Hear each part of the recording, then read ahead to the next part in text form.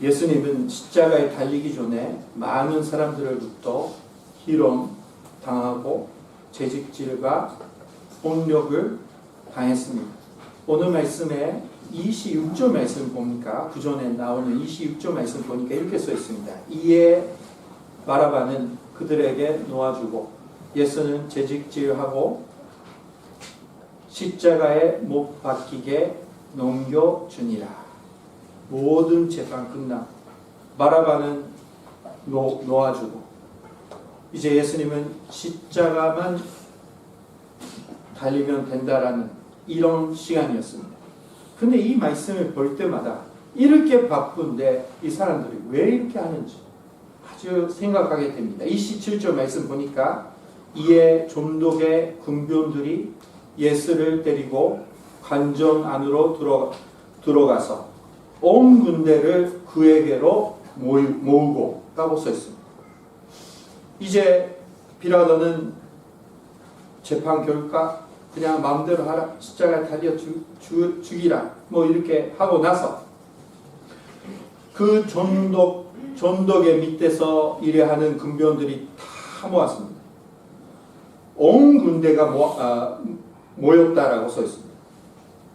십자가에 못 박이기 위해 이동하기 전에 시간이 없는 와중에 일부러 무대 병사들이 예수 주위에 모여 있음을 알 수 있습니다. 시간 없는데 병사들이 다 모이게 하는 거예요. 뭐 하는 겁니까? 그것은 모두가 예수를 희롱하기 위해서였습니다. 병사들은 예수에 대해 자세히 알지 못했을 것입니다. 그리고 예수가 전하는 메시지, 설교를 들은 적도 없었다고 생각할 수가 있습니다. 예수님은 모르는 거예요, 이 사람. 바리새인들, 율법학자들은 예수님이랑 대화하면서 너무나 화가 나서 지난주 말씀드렸죠. 죽여야 되겠다.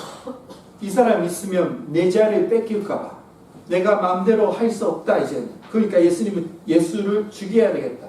뭐 이런 간전들이 있었습니다.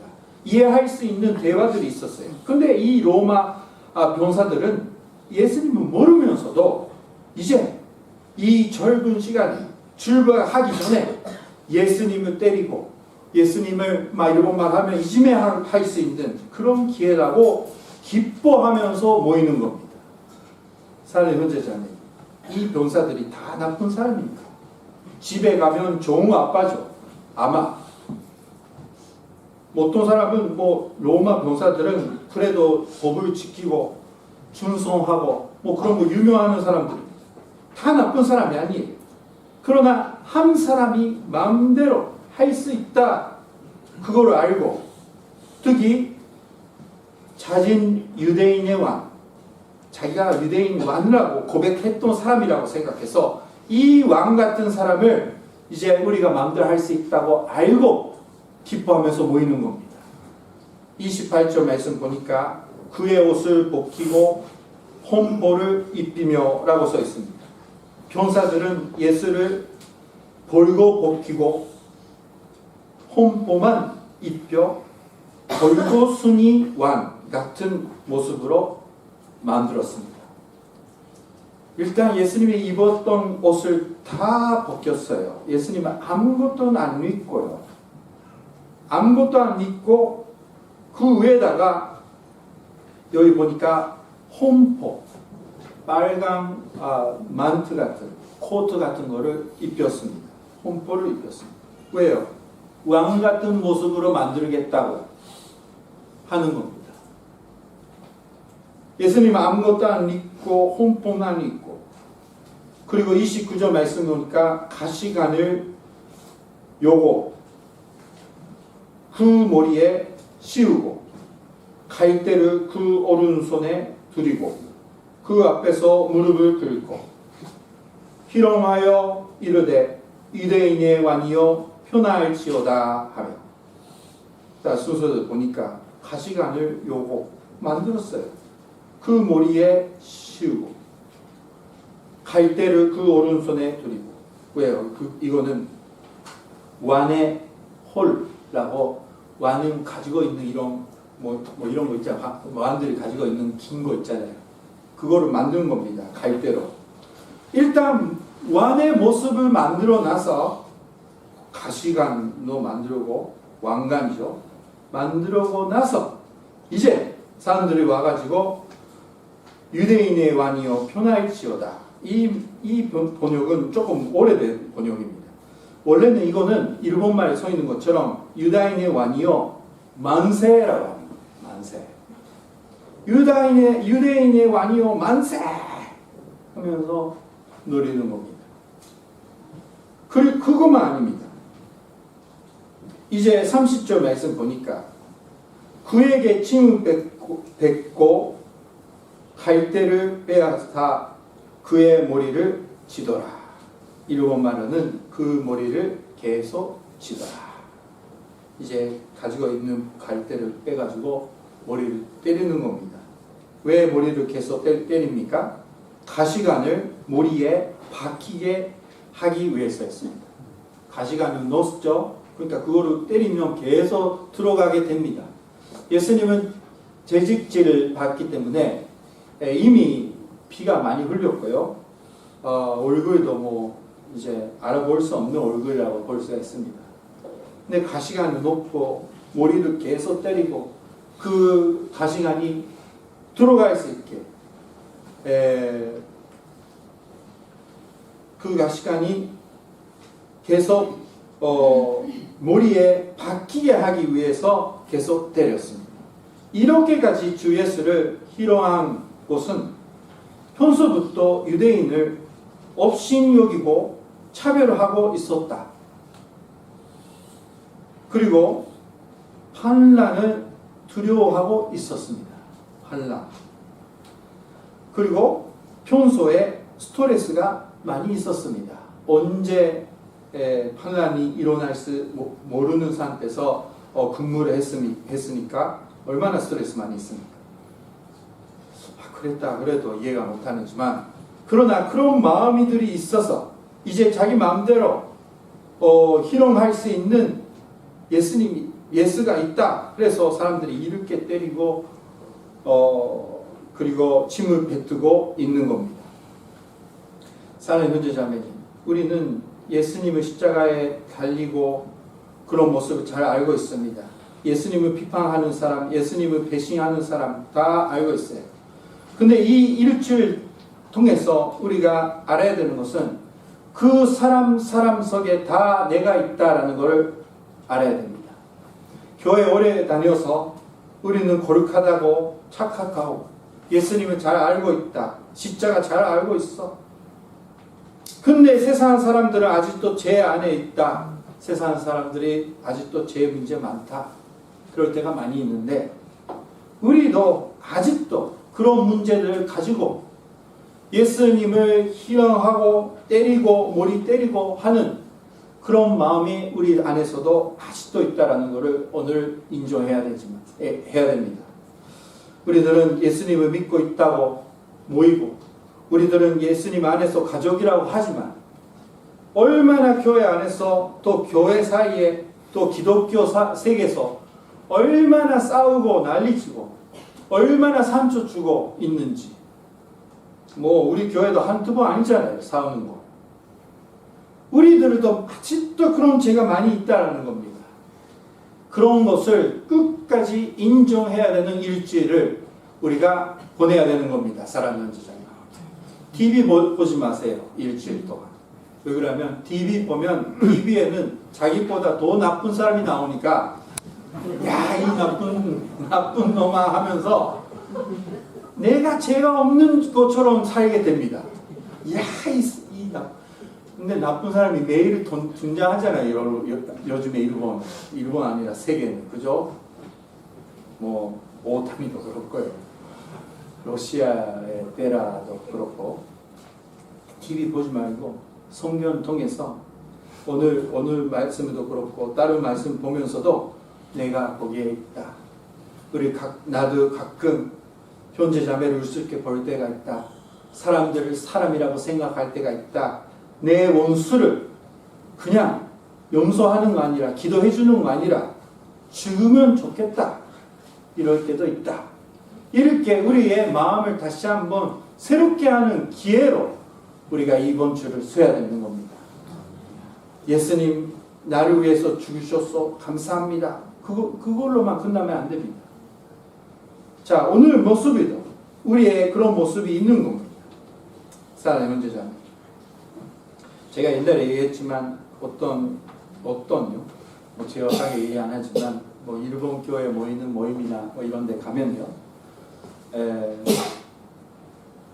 다 아니지만 가끔 일본 교회 모이는 그런 모임이나 뭐 종리 총회 같은 거 할 때 제가 뭐 인사하러 간다고 하잖아요. 어떤 총회로 가면요, 처음부터 끝까지 저한테 얘기를 안 해줍니다. 저는 손님으로 가는 거예요. 그죠? 뭐 교단 대표로 인사하러 가는 겁니다. 근데 처음부터 끝까지 인사를 하는 거 얘기 안 해요. 그러니까 제가 너무 또 재미가 없어서 옆에 사람에게 얘기하는 거예요. 이제 제가 얘기하고 인사하고 얘기합니다. 근데 그거를 보면서 이 지역의 사람들은 스스로서 얘기 안 하는구나, 그렇게 이해하지만 처음에는 얼마나 화났는지 제가 혼자 이 일본 기독교인들하고 왜 그러냐 하면서 내가 왔는데 왜 인사를 안 하냐 이렇게 원망할 때가 많이 있었습니다. 근데 예수님의 십자가의 모습을 보니까 그런 죄도 알게 되는 겁니다. 예수님이 십자가에 올라가셔서 기도를 해주잖아요. 그죠? 그런 것을 우리가 깨달아야 되는 거예요. 얼마나 우리는 그런 잘못된 거 남아있는지. 자, 31절 말씀 보니까 희론을 다 한 후 홈볼을 벗기고 도로 그의 옷을 입혀 십자가에 못 박으려고 굴고 나가니라. 다시 한번 그전의 모습으로 만들었습니다. 옷을 입혔습니다.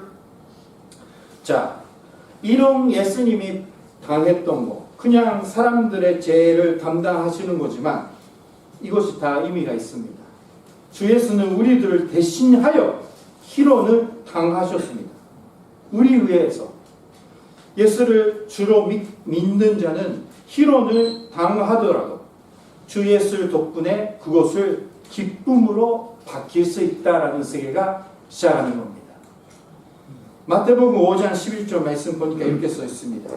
나로 말미암아 너희를 욕하고 박해하고 거짓으로 너희를 거슬러 모든 악한 말을 할 때에는 너희에게 복이 있나니, 이렇게 말씀하셨습니다. 예수님이 이 말씀을 순서를 보면 원래는 너희들이 복이 있다, 축복이 받았다라고 큰 소리 하고 나서 나를 말미암아 욕하고 박해하고 너희를 욕하고 박해할 때 뭐 이렇게 말씀하셨어요. 왜 축복이 있느냐, 복이 있느냐? 사랑하는 형제자매님, 밖에 비판받을 때 뭐가 복이 있습니까? 얼마나 아픕니까? 근데 복이 있어요. 마태복음 5장 12절 말씀 다음에 말씀 보니까 기뻐하고 즐거워하라라고 예수님 말씀하셨습니다. 하늘에서 너희의 산이 큼이라 이렇게 말씀하셨어요. 이것은 바로 그냥 지금 참으면 너는 천국에 가서 어마어마한 재산, 천국의 재산 받을 수 있다라는 말이 아니에요. 그것도 있지만 그 뜻이 아닙니다.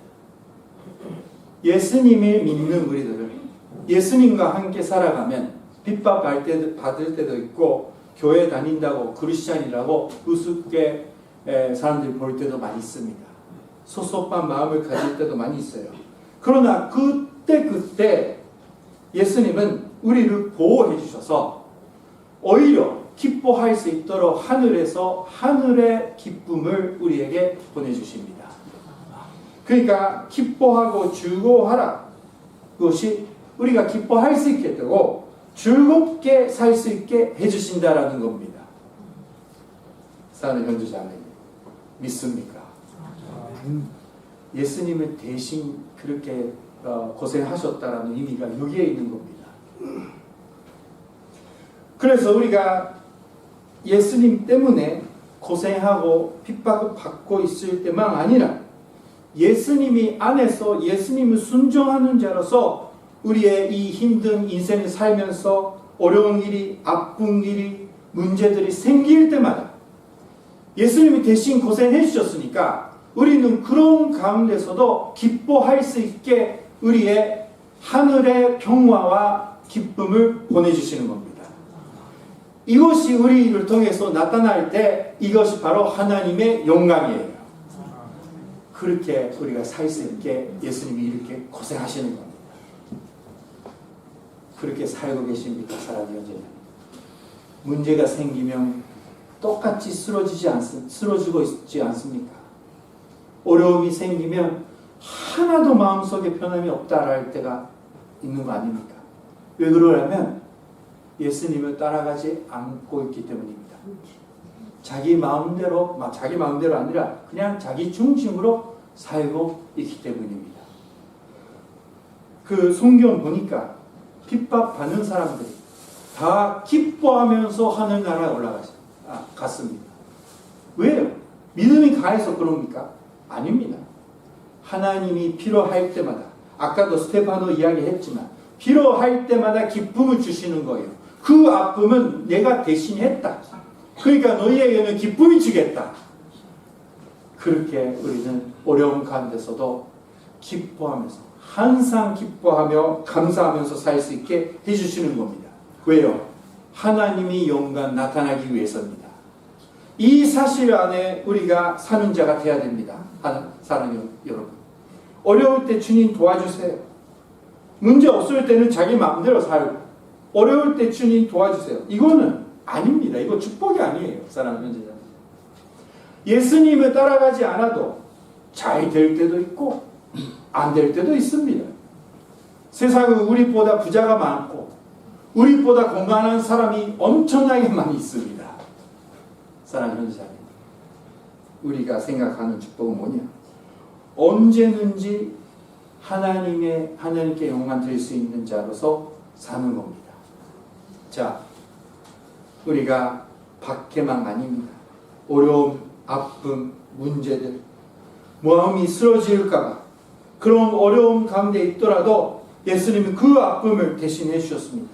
예수님의 안에 있으면 우리는 즐겁고 기뻐할 수 있게 해주십니다. 오늘 그 축복을, 나도 이렇게 살고 싶다 주님, 주님 그렇게 나를 보호해 주세요 라고 진심으로 기도하고 이 축복 가운데서 사시는 사랑의 형제자매 되시길 주님의 이름으로 축원합니다. 기도하시겠습니다.